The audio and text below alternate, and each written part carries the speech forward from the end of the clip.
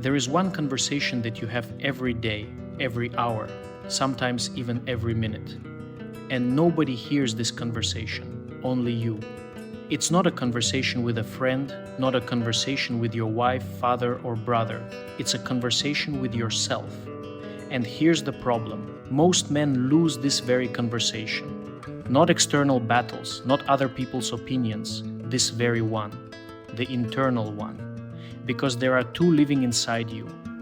One of them wants you to get up, and the other wants you to stay lying down.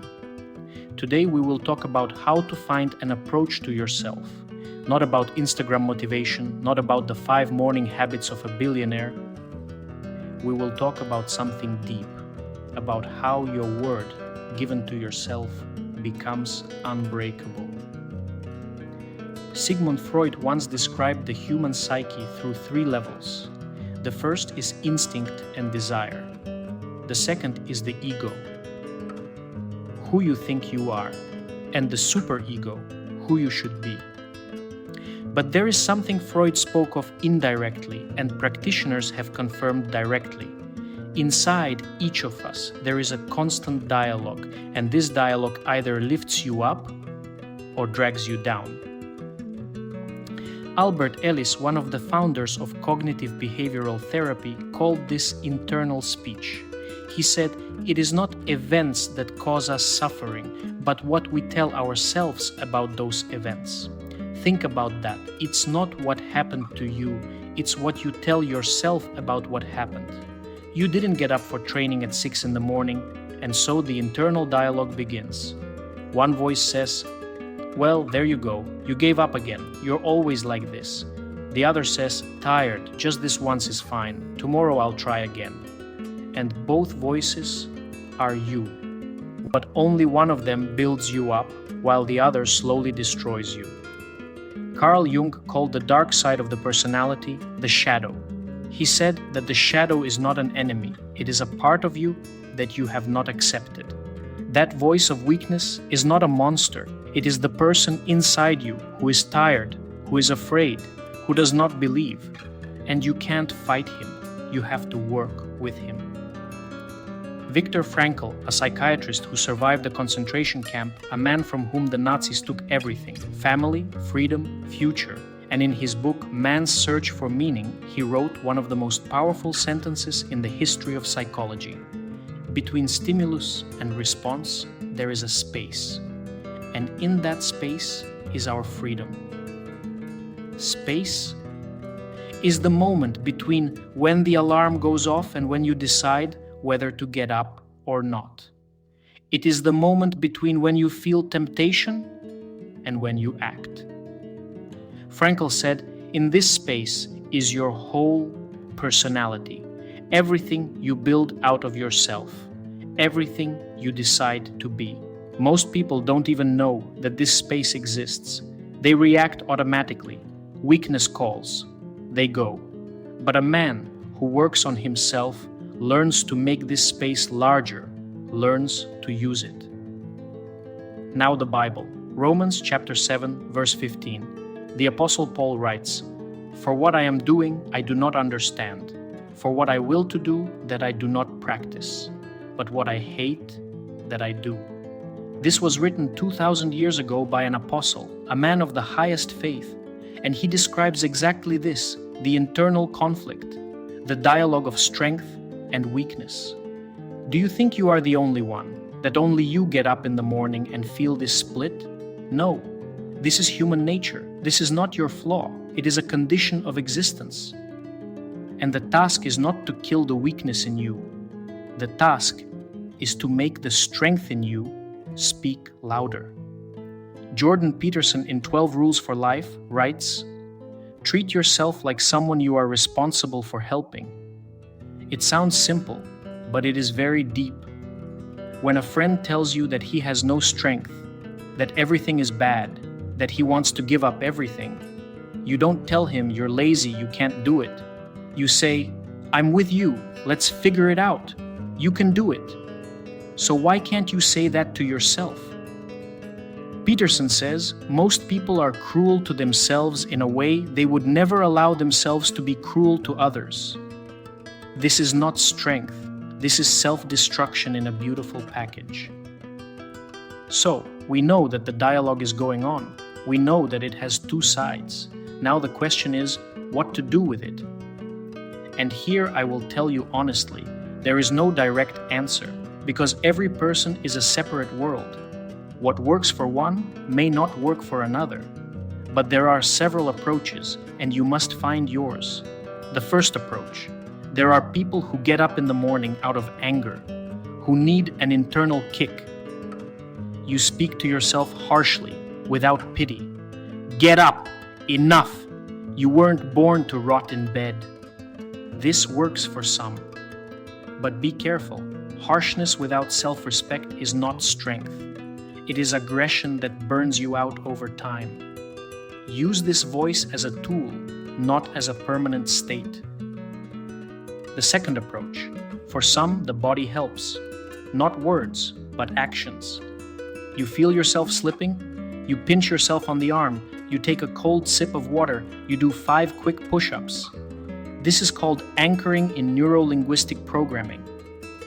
A physical action breaks the automatic script, switches the brain. Body and mind are one system. Change the state of the body, and the mind will follow those changes. The third approach. This is for those who think in words, who analyze. You start a conversation with yourself not through commands, but through questions. What exactly is stopping me from getting up right now? Is it fatigue? Is it fear? Is it apathy? Okay, I understand, but what will happen if I don't get up? You walk yourself through the consequences. You see the picture of the future.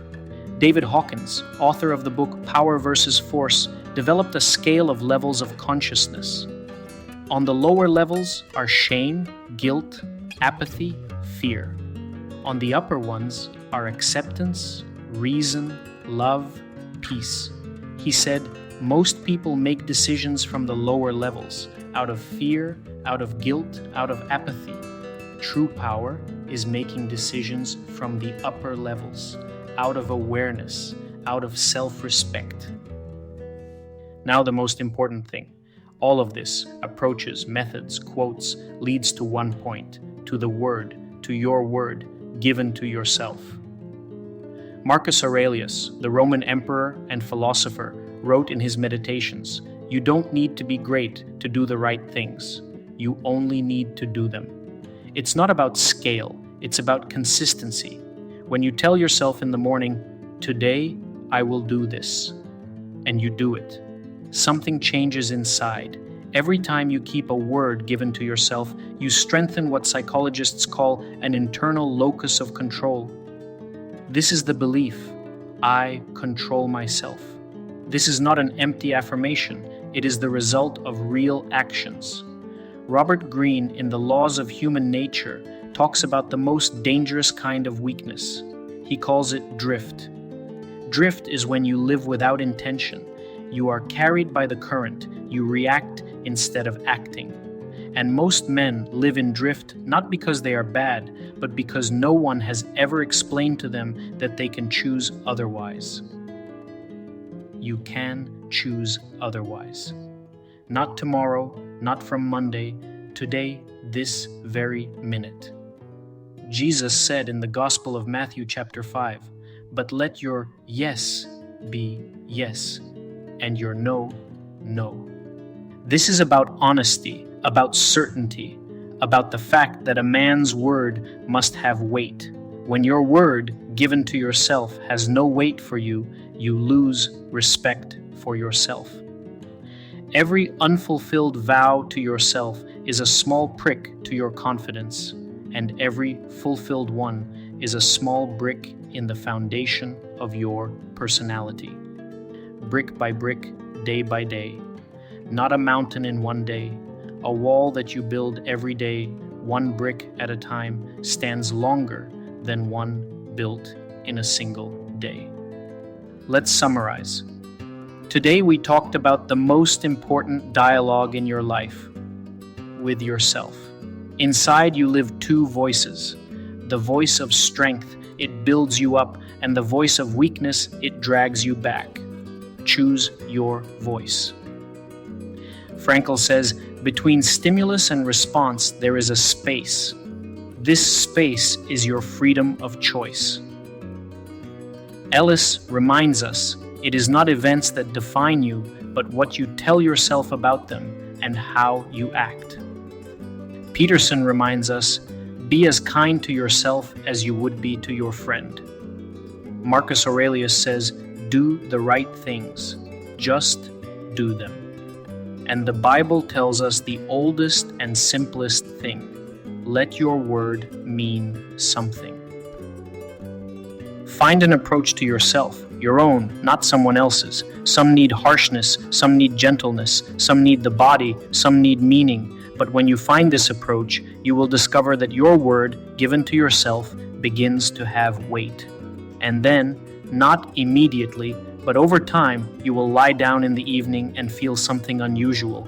Not fatigue, not emptiness, peace. That peace that is born from awareness. I said, I did.